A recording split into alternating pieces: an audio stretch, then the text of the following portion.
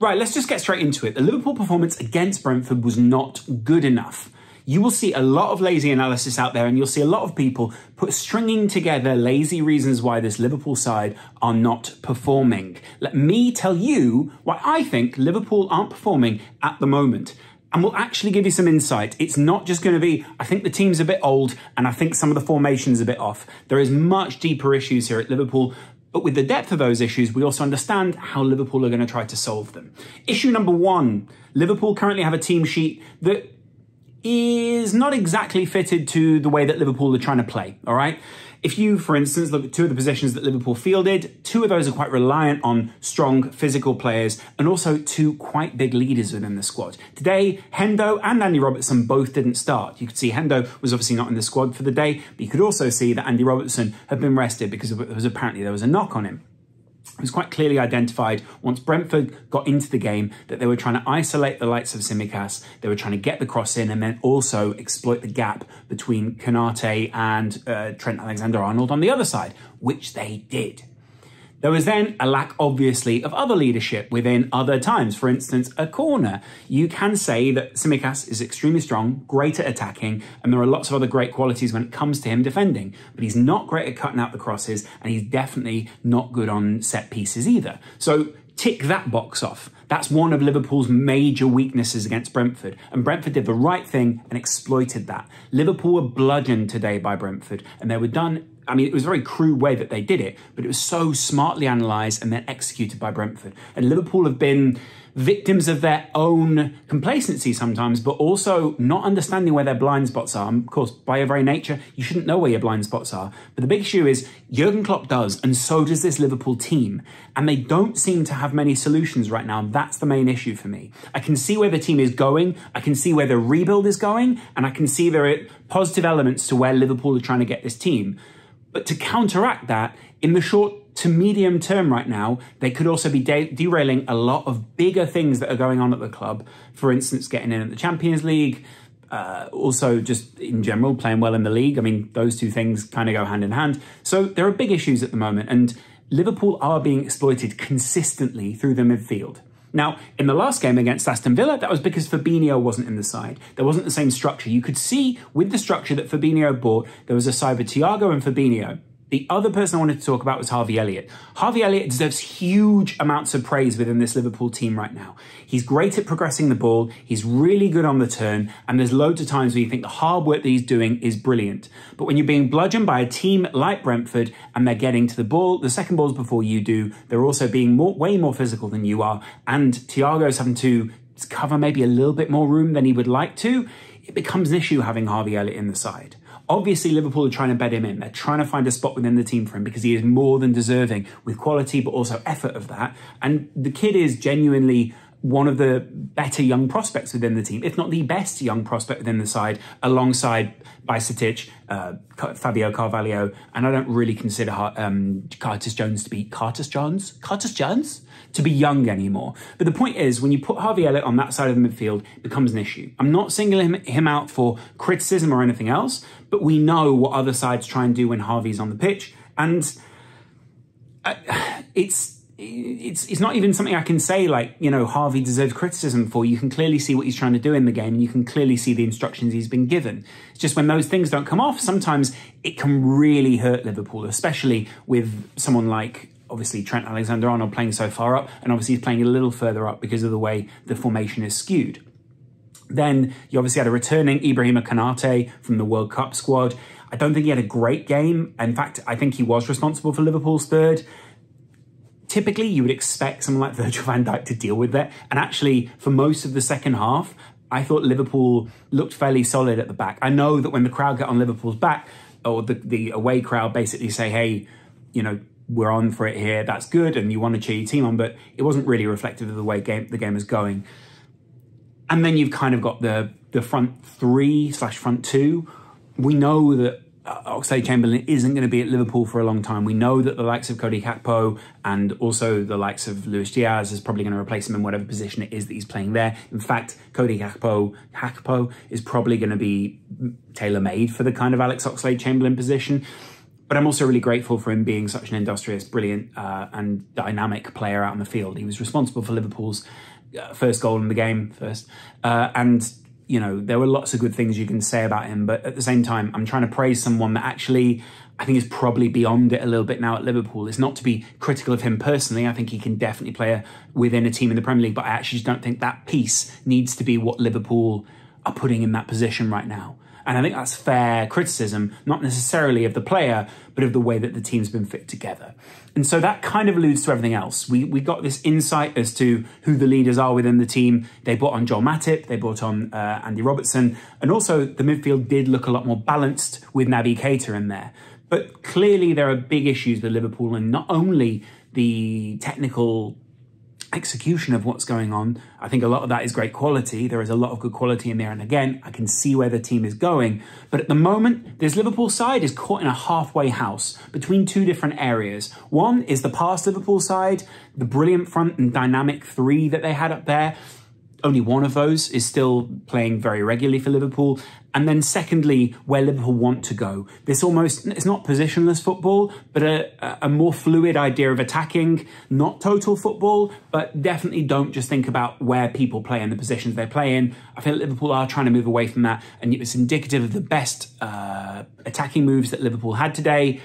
You could see it was the flexibility and the interchange between the likes of Nunez and obviously Salah up front, but also someone drifting in, like, say, an Alex Oxlade-Chamberlain. I know Chamberlain scored with his head and people think that Cody Gakpo won't have that, but my point is more that that interchangeability and the adaptability of this Liverpool team is going to be something that's really key going forward.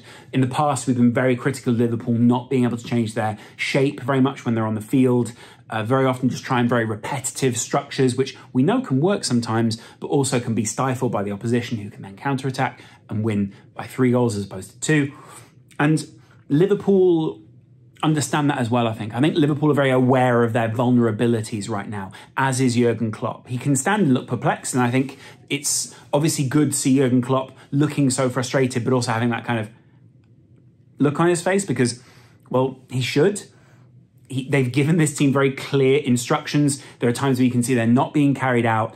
And you can also see that at times it needs more pragmatic game management, which is why someone like Thiago got a yellow card. It's also why, if I'm being completely honest, the rumours around the midfield at the moment are obviously very positive for Liverpool. And I understand why Jurgen Klopp in his pre-match press conference said, I trust my players, because he has to back the guys that he currently has. But I can also see that with this squad changing not only kind of formation, but also execution within that formation, what we're seeing is a transition that does not fit the new players that Liverpool have. And they're trying to use someone like Fabinho in there, someone who's hugely in Liverpool fans' hearts, but also a player that a lot of people consider to be less than at his maximum form right now. And then the same with filling that midfield position. Are Liverpool going to be a 4-2-4, a 4-4-2, or are they going to be a 4-3-3? Or is there going to be a new, more fluid formation coming out? Again, if you're coaching the new formation, then you're having to play some sort of halfway house, which I often feel Liverpool are. How frustrating must that be, not only for the more advanced members in the squad who probably know what they need to do in their position, but also for the players that are trying to learn the new system that Liverpool are trying to do. It's not me saying that Liverpool haven't played badly. I think against Villa and against Brentford, they were punished multiple times. And actually, the score could have been something completely different against Aston Villa. Let's just say that Liverpool were fortunate that 2 own goals went in, because it's also impacting their build-up play. Sure, we enjoyed Darwin Nunez getting through a couple of times. He had a shot on goal, and then I also think the offside was a brilliant finish, which won't go into any compilations because it doesn't get counted as a goal. But also, Liverpool are a volume side right now. And if you're not creating volume, what I mean by volume is a high volume of shots. If you're not creating volume, then you're not going to get the volume that you need to score goals.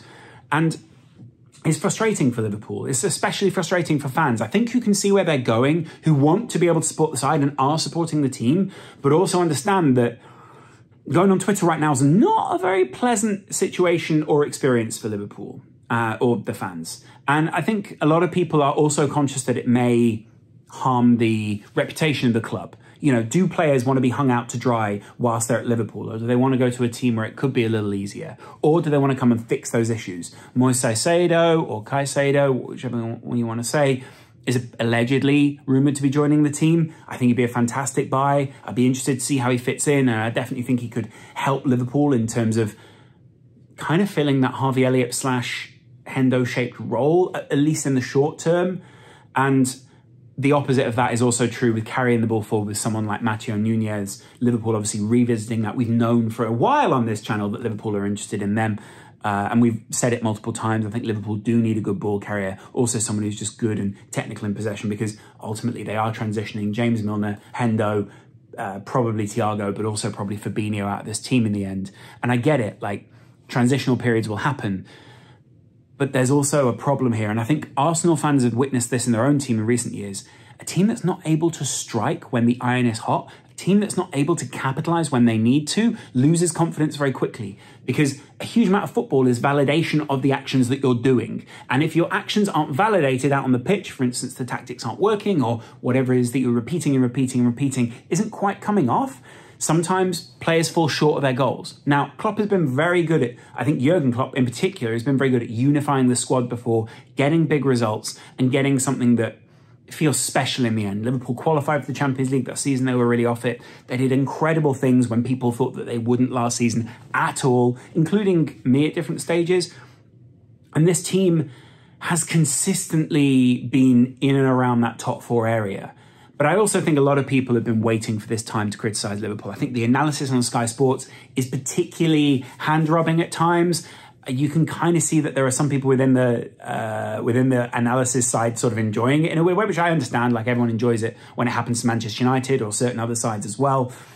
But also, it leads to quite lazy analysis. I've got to admit, I criticised Jamie Carragher's, I mean, he said it, and I get it. Like, I can criticise Jamie Carragher's analysis at half-time. He said, this is an ageing squad. Okay, but it started Tsimikas, Harvey Elliott, Konate, Trent Alexander-Arnold, and Matteo Nunez and Darwin Nunez. It's nothing to do with the age of the side at this point. It's to do with the fact that the team aren't executing what it is that you can clearly see Jurgen Klopp is trying to play. And I get it, like, a huge issue is if you can't coach those players to play that, something else has to happen. But at the moment, I feel that the issue is Liverpool are saying, you're going to play this system, we're going to learn it, and we may suffer in the short term. Now, to experienced players, they may see that and go, you know what, I could join that, I could improve that side. Say a Cody Gakpo, say a Nunez, say a Caicedo, maybe even a high-end, I want to say target like Jude Bellingham. But the reality is here that Liverpool are also selling themselves short consistently. They're playing badly, and you could see there were short periods where the side were playing well. But the second that flicks off, lots go badly. And you could see, I mean, you know, a huge part of the poor analysis I found was Liverpool try to play offside. So when a player's caught offside, if it's even marginal, that's because Liverpool are coaching to play that way. So, you know, I get it. Brentford scored 2 in the first half, and they were both really, you know, anti-Liverpool goals, if that makes sense. They were both goals that exploit Liverpool's weaknesses. And they were both things that focused on where Liverpool were poor. But the opposite of that is also true. Liverpool got a couple of offsides when they were meant to be playing those offsides. We can't say that somehow swaying some sort of momentum in the game. I get it. Maybe you want to string a narrative together, but let's not be lazy here. This is what I'm saying. It's lazy Liverpool analysis right now. And I think I really want to know where this squad is going wrong. I'm also pretty sure some other people don't care where this squad is going wrong. They also care about just where the narrative is, sticking the boot in on a side that is currently being really poor and really underperforming, and frankly letting some of the fans down in the way they're playing. And I think some people also just don't know what they're looking for with the Jurgen Klopp side. I'd imagine Jurgen Klopp and Pep Linders probably watch this and they'll go, actually, neither does this guy. It's this detail, and this detail. But I'm just saying what it is that I'm currently seeing out on the field and where Liverpool's immediate weaknesses come out to me. Finally, I'll say this. A lot of people are still very confused about where a couple of these players fit in, say a Harvey Elliott, someone like that, and what Darwin Nunez is trying to do. I think if Liverpool keep repeating this, the system will become stronger and stronger and stronger. But it could be a painful time for Liverpool. And I get it. There were 4 wins on the bounce. That's fantastic. They'd be within the top 5 right now if they'd won the game against Brentford. And it would be an impressive run from Liverpool that shows they're not all that far off the top 4, which they still aren't. But 2 losses from Manchester United is something that probably Liverpool can't expect right now if Varane and Casemiro stay fit. They haven't conceded whilst Casemiro and Varane have been on the pitch together. Just think about that. And I get it. Like, you know, there's a lot of competition at the moment. Newcastle are probably going to push on. A number of other teams are going to push on. But Liverpool can't afford to fall away here. All I'm saying is top four is very much within reach for Liverpool. They're very much in the mix. Don't lose faith, but at the same time, understand that criticism of the side right now is valid. It just doesn't need to be hyperbolic. Let me know what your biggest issues, but also your biggest positives were. Actually, I'll say that again. Your biggest positives, but also your biggest issues were with the Liverpool side. And I'll speak to you guys in the next video. I'm looking forward to seeing what you say, because I do think this has been a long-term issue. It's just not the same long-term issue. It's developed constantly. Let me know what you think. See you guys later. Bye.